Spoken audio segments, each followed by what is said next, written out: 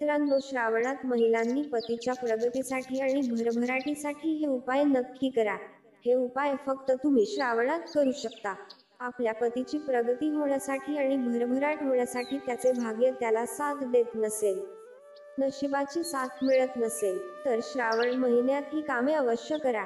त्याच्या कामाला यश नक्की भेटेल. तुमच्या घरात सुख समृद्धी येईल. तुमच्या घरात लक्ष्मी सदैव नांदेल. तुमच्या परिवारावर कोणतेही संकट येणार नाही. भगवान महादेव आणि माता पार्वती यांच्या आशीर्वादाने सर्व कार्ये मार्गी लागतील. चला जाणून घेऊया कोणते आहेत ते उपाय. 1. एका भांड्यात पाणी घ्या आणि त्यात काळे तीळ मिसळा आणि सकाळी याच पाण्याने स्नान करावे. स्नान झाल्यानंतर तांब्याच्या कलशामध्ये पाणी घ्या आणि त्यामध्ये 2 चमचे कच्चे दूध मिसळा आणि त्या पाण्याने महादेवाला अभिषेक करावा.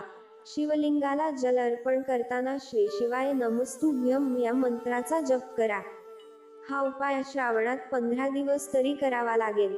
यामुळे तुमच्या पतीला नोकरीत बढती मिळेल. 2. श्रावण महिन्यात मंदिरात घंटादान केल्याने तुमच्या जीवनात सुख समृद्धी येईल. करिअरमध्ये येणारे अडथळे दूर होतील. त्याचबरोबर मंदिरात भस्म देखील दान करावे. बांबूच्या पात्रात भस्म दान केल्याने जीवनात अपार यश मिळते. विशेषतः श्रावण महिन्यात पती पत्नीने एकमेकांशी भांडण करू नये हे नेहमी लक्षात ठेवा. संध्याकाळी महादेवाच्या मंदिरात दिवा लावा आणि त्यात हिरवी वेलची टाका. यामुळे तुमच्या घरात सुख समृद्धी सोबतच धनधान्यही भरपूर येईल. 3. श्रावणात विवाहित महिलांनी दररोज हिरव्या बांगड्या घालाव्यात. पतीच्या करिअरमध्ये यश मिळवण्यासाठी हिरव्या बांगड्या दान कराव्यात. हे दान तुमच्यासाठी खूप भाग्यवान ठरेल. यासोबतच तुम्ही देवी पार्वतीला लाल बांगड्या अर्पण केल्यास तुमच्या पतीला विशेष फायदा होईल. 4. हा उपाय करताना फक्त एक पूजेची सुपारी लागणार आहे. तुम्ही कोणत्याही दुकानातून नवीन सुपारी खरेदी करून आणावी. घरी असलेली पूजेत वापरलेली सुपारी अजिबात वापरू नये. ती सुपारी आणल्यानंतर कोणत्याही रविवारी सकाळी किंवा संध्याकाळी ही सुपारी तुमच्या देवघरात ठेवावी. देवघरात ठेवल्यानंतर त्या सुपारीला हळदी कुंकू आणि अक्षता फुलं वाहून तिची पूजा करावी. अगरबत्ती दिवा लावावा. त्यानंतर सुपारीच्या समोर बघत तुम्हाला एक मंत्र बोलायचा आहे.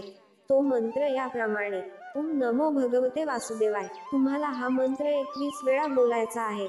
मंत्र बोलून झाल्यानंतर ती सुपारी उचलायची आहे आणि त्यानंतर एका पांढऱ्या रंगाच्या कपड्यामध्ये ती सुपारी बांधायची आहे आणि ती सुपारीची पोटली तुमच्या घराच्या मुख्य दरवाजावर बांधायची आहे. ती सुपारी तुम्ही तुमच्या मुख्य दरवाजावर डाव्या किंवा उजव्या बाजूस बांधू शकता, पण दरवाजाच्या आतल्या बाजूस बांधायची आहे, म्हणजे बाहेरून कोणाला दिसणार नाही. त्यामुळे तुमच्या घरातील प्रत्येक सदस्याची प्रगती होईल, आर्थिक स्थिती बळकट होईल, घरात सुख समृद्धी शांती नांदेल. हा उपाय महिलांनी अवश्य करावा. 5.